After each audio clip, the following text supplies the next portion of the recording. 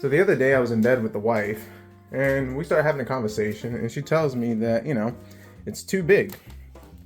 Makes her feel uncomfortable. It's become an eyesore. It doesn't fit and she's just kind of tired of it.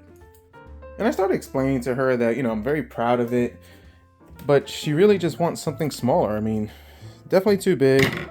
She wants something smaller. I get it. Happy wife, happy life. But what's a guy's to do? This kind of hurts the ego a little bit. I mean, she's never complained before, and it's always got the job done, but I guess a guy's got to do what a guy's got to do, and we're going to have to make it smaller, so this could be interesting. Let's make it smaller, a size that's more pleasing to her, not an eyesore, and that will make her happy. So let's start with today's project.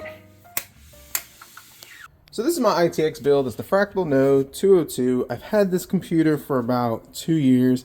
It's been great, but I could see my wife's concern on it. It's a little too tall, I guess. And the other issue too is that when we travel, I do take this computer with me, but it's a little too bulky for the travel compartment that I put it in. Typically in the vehicle, I have a case for it. And then I bring I think it's like a 15-inch, maybe a 12-inch. It's a small, one of those thin little monitors that just kind of sit and plugs into the HDMI port, and it works great. And in talking to her, her frustration with this is, and I get it, is that where it sits in the bedroom, the TV doesn't sit all the way back. It actually hits up against it, so we have the TV sticking out a little bit. And then on the dresser, she likes to put her little decorations, and yeah, I get it. This kind of gets in the way. And after looking at it, yeah, it's kind of cool, but it has become a eyesore with the whole theme that we have in our bedroom. And the reason why I built this was that I was gaming a lot on my main rig in the living room and hogging up the TV, I will admit it. So she pretty much kicked me out and says, hey, you got to share. So I just did the right thing. I just built this so I could game in the bedroom. But yeah, if we could go smaller, why not?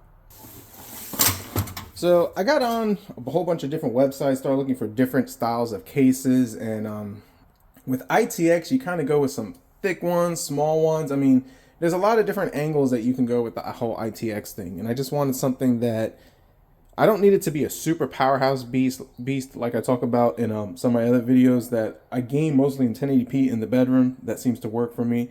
So for the graphics card, I am going to be going with a Gigabyte low profile 8 gig flavor, the 4060. This one I picked up for $120 in a used parts deal.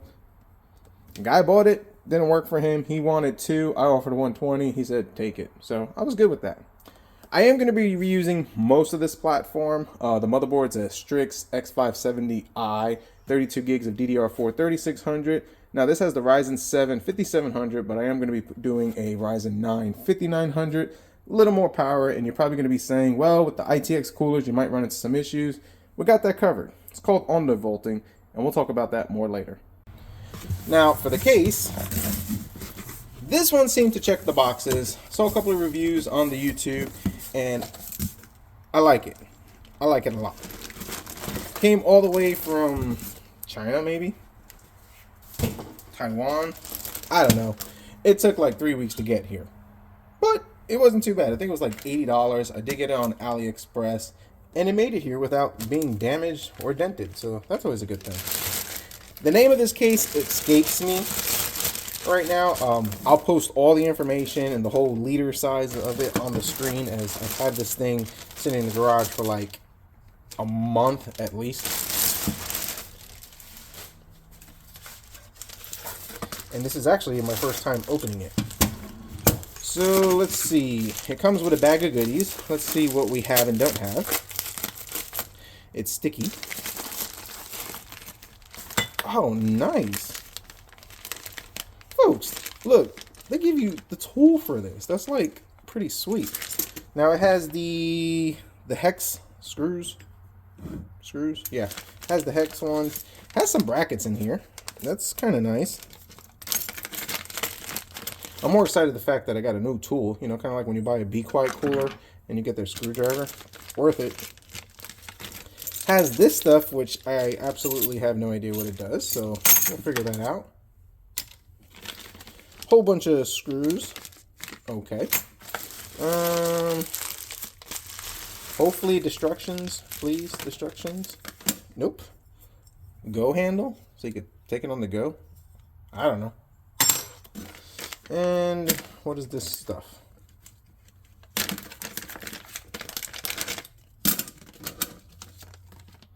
This is some type of heat shrink wiring. Okay. Yeah, okay. So we might have to do more work with this than I thought. This is the part they don't show you in the videos that you watch online. So folks, if you're interested in this case, we're going to be learning together. Now for the flavor of the power supply, ITX Power Series PVIA. Now don't panic with the brand and all that type of stuff. I've actually built a couple of ITX computers using this power supply, and I haven't used this case yet. And I think the longest one that I've seen going right now is 6 months, and nobody's had an issue with it. We're not going for a super high end. Yes, the 5900 is a little bit CPU, you know, a little bit of a intense CPU. I think it's like max TDP is 105 watts. This 4060 doesn't use too much, so we're definitely good enough. This is the, I forgot what wattage I got, 500 watts, so that should be more than enough. They do make a 400 watt flavor. Comes with the power cord, which we really don't need, and a whole bunch of our cables, so should be good. All right, so I think before we dive into this and take the other computer apart, we need to open this up and see how to put this thing together. If we don't have power, we ain't going nowhere. Or as if we don't have gas, we're not going nowhere. So using the supplied tool, I'm gonna open this up just like so. 4 screws. And this is all aluminum. Quality feels pretty decent. I like it.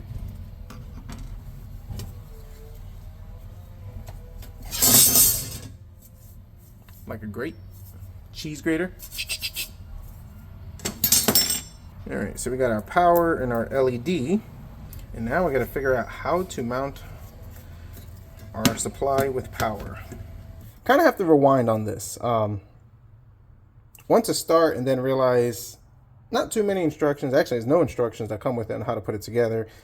Got on the internet, the forums, was able to kind of get some clarification. So the first thing that we need to do first is get the old motherboard out from the old case, which in this case, it's not terrible.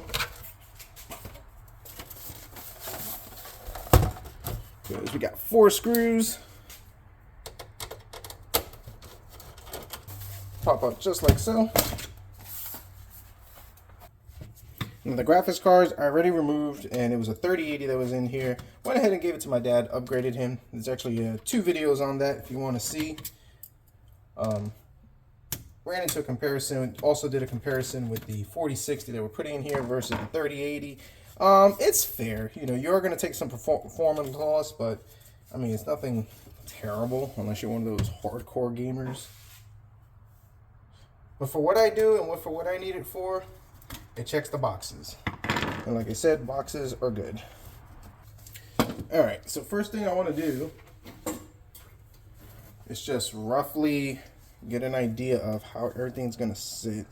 And also see if I'm going to keep this cooler. Because now that I'm thinking about it,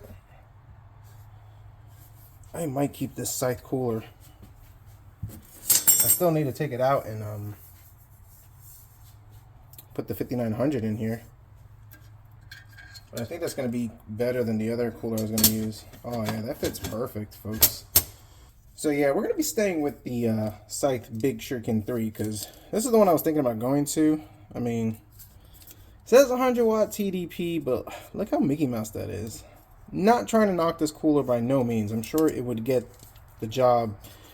It might handle it, but we're going from a 5700X to a 5900.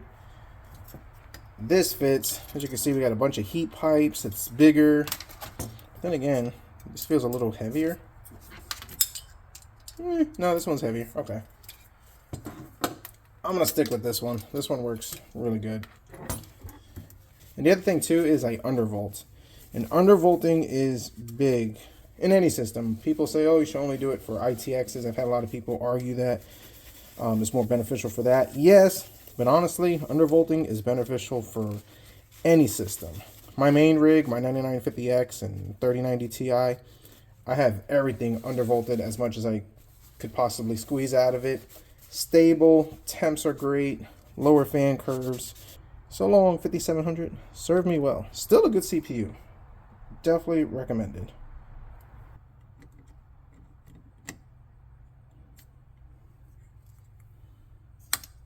So side note, folks, this CPU has a little sentimental value to me.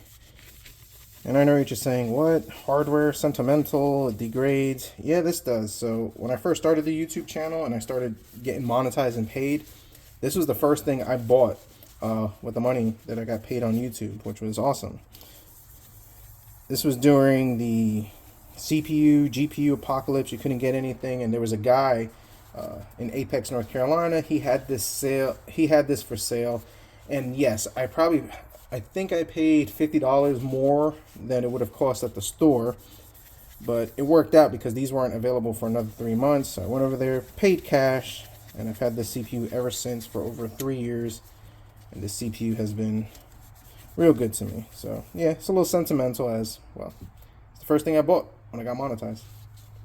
Alright, so figure I changed the camera angles to give you a better view, but this case is not for the rookies. And I'm definitely feeling like a rookie now. It's not terrible, but there's no instructions, and the stuff that I see online is just not concise or consistent. But from what I gather, you got these little, I don't know what these called, little thread inserts. Then you have the standoffs, which you have these, and then for this you're supposed to use the longer ones, just like so. This is the bracket where you could mount an SSD to it. You could put 2 in there. We're not mounting any SSDs, but we still got to use the bracket. And I'm kind of assuming at this point, if I'm being honest, because some things don't make perfect sense, but some things do. And then the orientation of this bracket, which is the long side and the short side, so that's supposed to go like that. But then we're supposed to put this in, which makes it really tall, so I don't know exactly how that works. So I think I'm just going to try to improv on this, because some of the stuff don't seem to jive. Oh, these are the longer ones. Maybe that's the problem. Okay, so these are longer.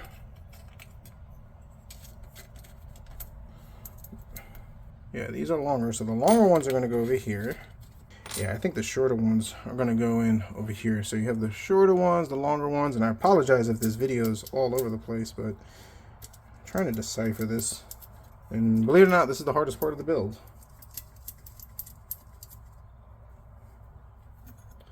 Alright, so now let's put the short one, goes to the top, just like so.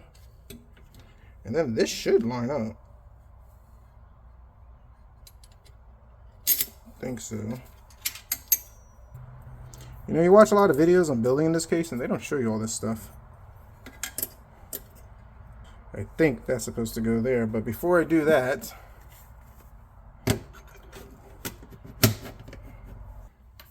let's try this one more time. Let's take these out, put them like the video showed, like it was supposed to be, and ignore the fact that I did that wrong. There's little pictures in there. I don't know if you can see it, but there's a little picture right over here. So we're going to try that standoff there. Alright, so now let's try this again. Put this back right over here. These brackets will go this way. And I think that should work. Now, next thing we want to do is pop in our motherboard. So just put our backplate in just like so. Alright, let's see if we can slide that in. I think this needs to come out. Urgh.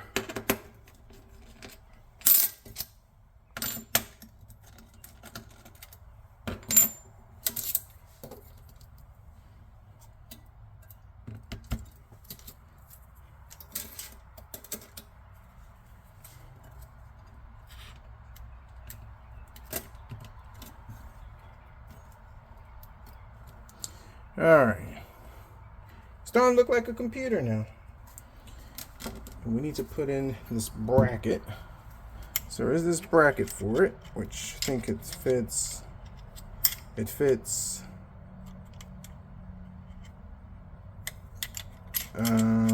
Maybe this way? Yeah, just like so. Alright, so now there's a groove right up there, and this should slide into it, and then we can finally bolt this thing down. So unravel this, get this thing out of the way, put you guys back in again for the 52nd time in a row. This should go slid right in, just like so. Maybe, please.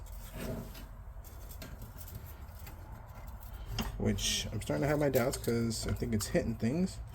Alright. Okay, I see how that works. But now the issue is, I don't know if you can see it, how am I going to get the power cable in there? Should have done that first. So I think what we need to do is run these power connectors, the CPU and the 24 pin. So let's run this back here. Okay. Now, let's take this thing out again. I'm getting really good at taking this thing apart. Not getting too good at putting it back together. Just slide you in just like so. And then this is somehow gonna have to, woo. Yeah, I think we'll be fine there. It's getting tight, folks. Now, this is the normal battle that you expect with ITX. I'm good with this, but that other, taking this thing apart and putting it back together 1,000 times, I'm not so much. Now I need to take these and somehow squeeze them through, which we're going to go behind the 24 pin, just like so. Hide it through there. And we got power and power switch. Alright, so we got that tucked in. Now we're going to give it some slack up here. Just like so. Alright. Now what I'm thinking is plug it in right over here, since we have plenty of room for activities and stuff. Oh boy. Okay.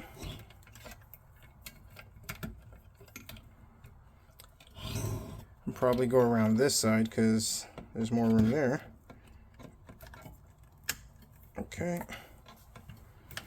This is our VGA power. And now what we need to focus on is getting this tucked in just like so.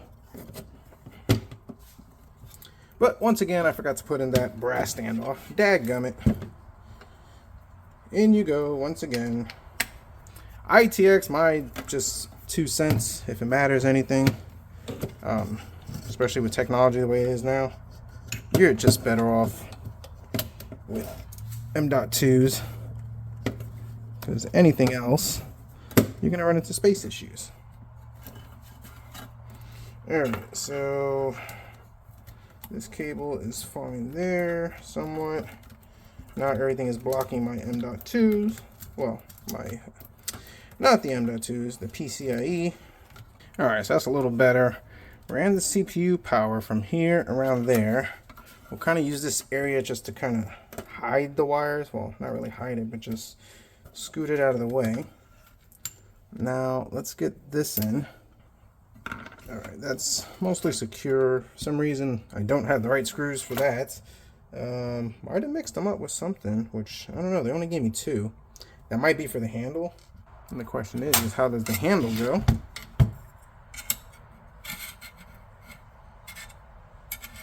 Which I would assume it would go this way, but now at this point, I won't be able to get the handle on because I have everything right there, which, like I said, instructions would have been great. Alright, so I took it apart again because I do want to install these feet. And the reason is because, well, I'm a glutton for punishment, but also it will raise it from the ground a little bit, so you'll get a little more airflow over here. Ideally, in this case, there is room. It'd be tight for those slim fans over here. Maybe in the future we'll do it if temps need to be improved, but I'm confident in undervolting. We'll see. You can also put some in the top. And I kind of want the go handle, you know, so you could take it on the go. Not sure how strong or how much I would trust this, because, well, I think it's only got like a couple of threads in there. I don't know, but I figured one in Rome, do as Batman or something like that. So we have these pieces here. This goes in here. I think this threads in like so. Well, dropped it. Never see it again. Okay, so I think I got it. So you got these screws, which are long enough. They go screwed in here, just like so.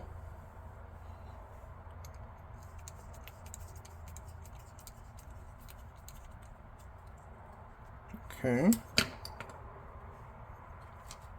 Now let's take this. Take these, put them through just like so.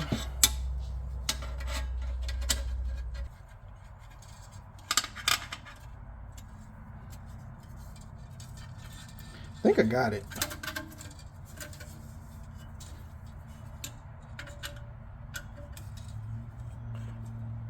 Take that there.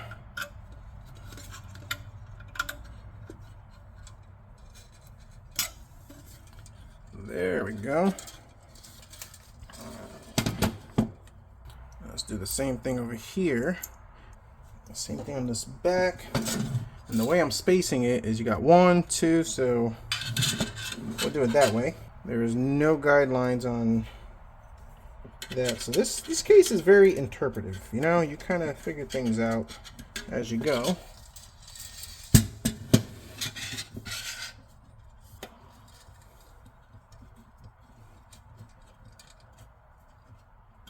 I think I'll loosen this front one and just slide it back a little bit.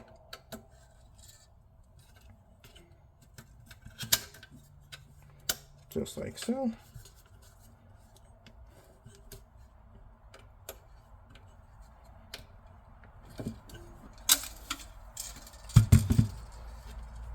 Sturdy. All right, that's one.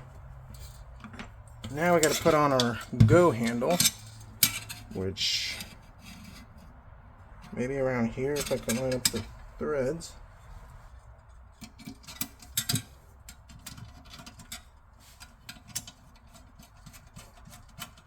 And there's actually grooves inside here, which could have been machined a little better, but it works. Now I have my lunchbox ready for school. Nice.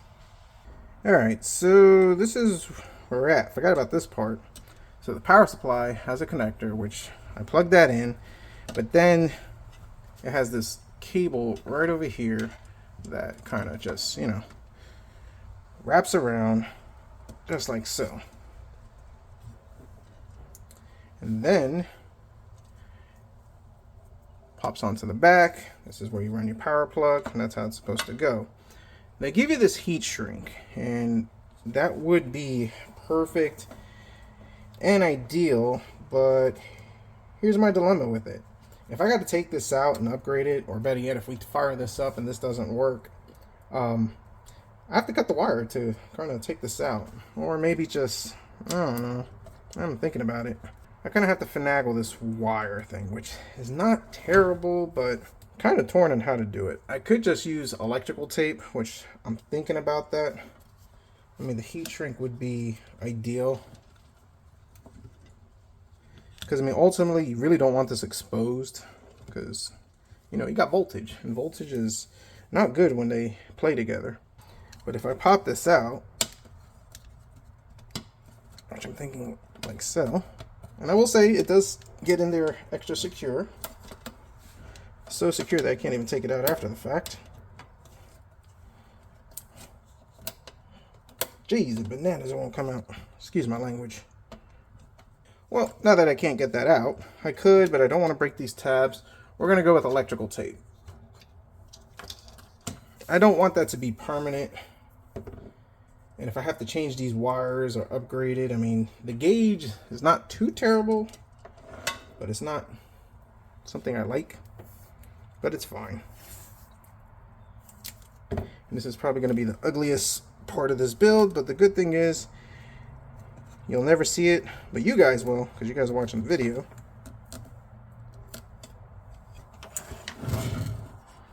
She's not pretty, but she'll get the job done. Now for our graphics card. So we got 2 of these screws over here, just like so.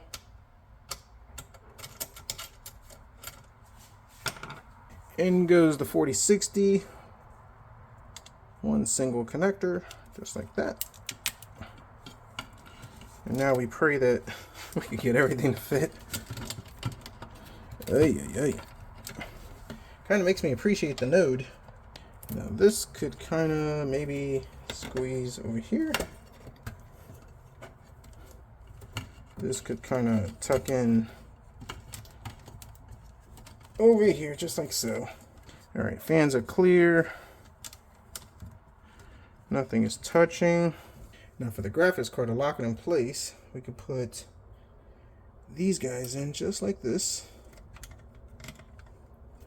Now that way she don't dance around when she gets all excited with all the FPSs she'll have. There we go. That I do like. Let's make sure we tighten this up here.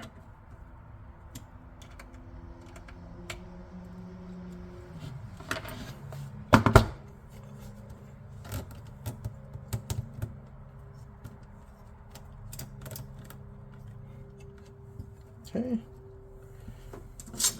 Now, pop this in place. That works. And we're done. That was intense. All right, so here's the moment of truth. Let's plug this thing in. Let's fire her up.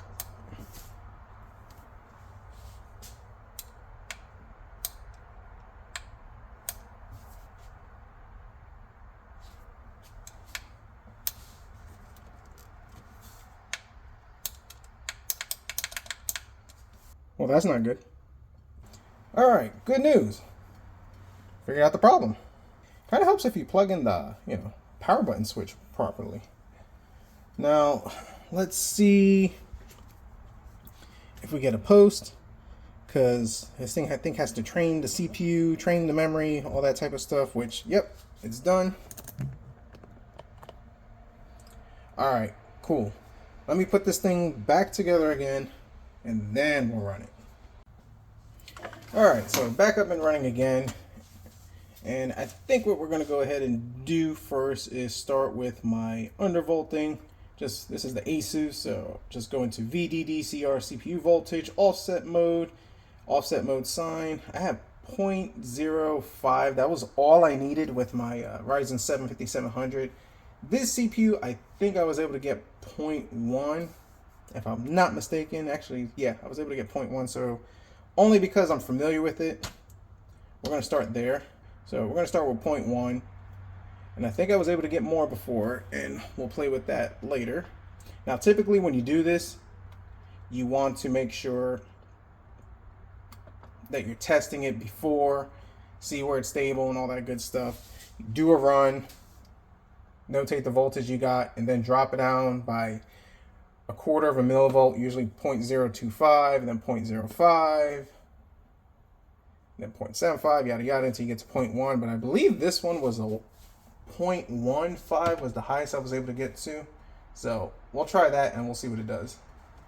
So I've gotten all the updates done. This computer hasn't ran in like probably 2 months. It's been a while. I haven't used it in a while, primarily because I took the 3080 out of it, and my wife complaining that this one was a little bit cumbersome.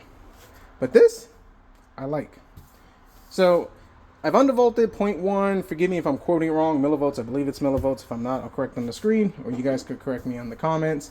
0.1 millivolts makes a huge difference, as with this little platform for the 5900X. Running Cinebench, we've been running this for about 20 minutes. I've run a couple of cycles of it, and we are at 85 degrees Celsius, which is perfect. More than enough thermal headroom, and the game should be perfectly fine. I could tweak with this more off camera, which I might do, and try to see how much more I could get out of it. I think this one was 0.125 or 135 I was able to get out of it, but still, undervolting ITX go hand in hand, works perfect. The fan still pretty quiet, and this thing is running great.